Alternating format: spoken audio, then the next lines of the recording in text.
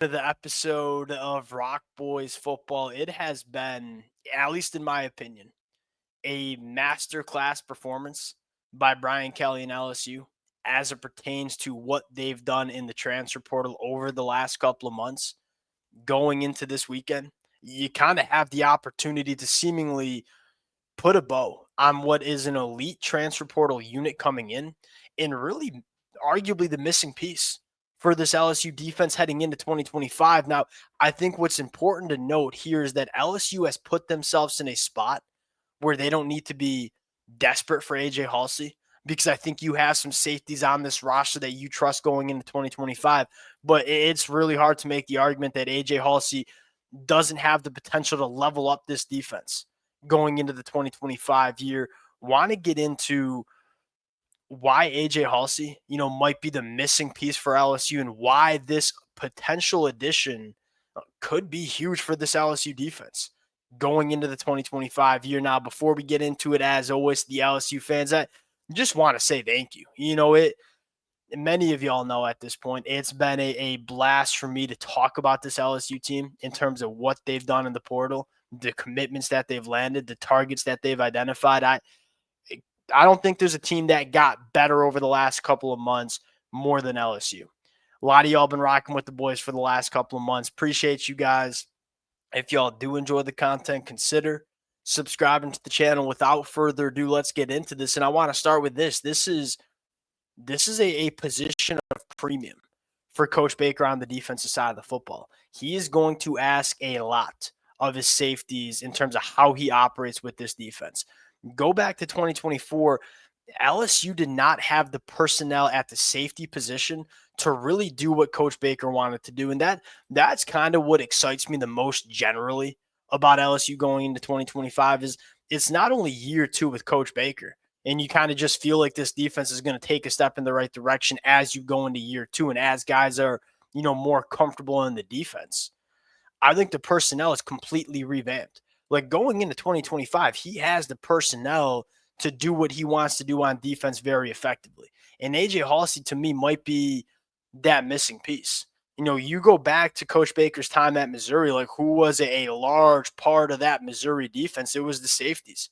It was guys like Dalen Carnell. It was guys like Jalen Carlisle's. I mean, AJ Haulcy's that kind of safety. He's a difference maker at the safety position that LSU simply didn't have last year. And outside of Tamarcus Cooley, hey, do you have another safety that can be that difference maker? Now, I look at a guy like Jordan Gilbert. I think we know what he is. He's going to be a quality rotational piece in the safety room, but probably not going to be an elevator. You look at Deshaun Spears. I think he has a legitimate shot to be a difference maker, but he's kind of unproven going into year two. You land a guy like AJ Haulcy. He's the difference maker that you're looking for at the safety position. Now, why is he such a difference maker? To me, it's how multidimensional he is as a safety. When you go back to his time at Houston, 5 interceptions in the 2024 season, but also had 15 run stops. At 6 foot, 215 pounds, he can play that cover one single high safety, be a ball hawking safety that's forcing turnovers, but he can also come up into the box and be a hammer in run support. And look, LSU is going to ask their safeties to do it all. You got to hold up in man coverage, got to play single high, you got to come up into the box. There's just not that many safeties that can do all of those things at a high level. LSU certainly didn't have those safeties in 2024. AJ Haulcy is one of those guys. When you take a look at the versatility that he has, he had 234 snaps in the box last year, had 100 at the nickel corner spot, had another 300 as a single high safety. I mean, he was a guy that did it all for Houston in the 2024 year, and quite frankly has done it all for the last couple of years, whether it's at New Mexico, whether it was at Houston. That's where it starts. You can do just about anything you want with AJ Haulcy. The other thing that's kind of sneaky here is forcing turnovers. I look at LSU and you start kind of brainstorming, hey, how does LSU go from, 8-9 wins, very solid team in the SEC, which they've been under Brian Kelly. I know what people have been critical of Brian Kelly. LSU's been a damn solid football team, even though they've had a lot of problems with this program at times.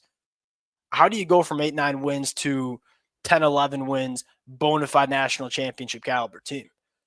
Forcing turnovers is one of them. That's something that's very important to the Coach Baker defense, something they did a great job with at Missouri. Last year, they only forced one turnover per game. That was 105th in the country. AJ Haulcy's that kind of guy in terms of, hey, you want an extra couple of turnovers in this season to kind of have some of those swing games kind of go to LSU's way. To me, AJ Haulcy can be him. Then the last thing is the versatility that it gives to this defense, where if you start playing around with what this depth chart can look like, I look at a guy like Harold Perkins at the star position. That's where he's going to play most of his snaps, but there's going to be a lot of time where you're going to want to use Harold Perkins coming off the edge. So if you take Harold Perkins out of the star, you can kick to Marcus Cooley down to that star position, and then you have Deshaun Spears and AJ Haulcy potentially starting as your two high safeties. I mean, when you look at LSU, I think a large piece of the puzzle in terms of how elite this defense can be is how do we maximize Harold Perkins and the fingerprint that he can have on this football team. I think when you talk about maximizing Harold Perkins, it's, hey, having him come off the edge and be legitimately one of the best edge rushers that we see in the country. We know he can do that. Well, if you want to do that, you have to have some versatility in the back end.